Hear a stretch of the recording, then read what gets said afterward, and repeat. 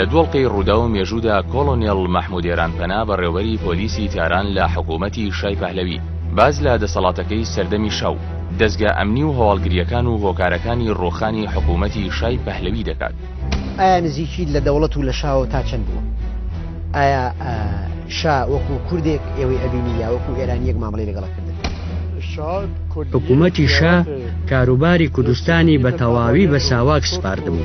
کاروباری کوردستان بە تەواوەتی لەژێر کۆنتڕۆلی ساواکدا بوو. ئایا هەر کوردێک ئەگەر خوێندنی تەواوکردایە بۆی هەبوو وەکو ئێرانپەنا پۆستی بەڕێوەبەرایەتی پۆلیس وەرگری و ناکرێت شا گرنگ بە کوردستان نەدات و لە کاتێکە هەر چوار پارچەی کوردستان لەو کاتەدا 16 ملیۆن دانیشتووی هەبوو. ڕێبەرانێکی وەکو دکتۆر قاسملووش هەبن.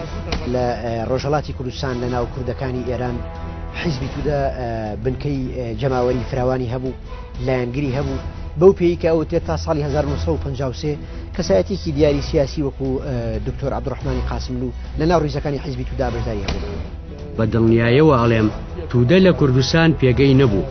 کوردستانی بۆ حیزبە کوردیەکان جێهێشت بوو.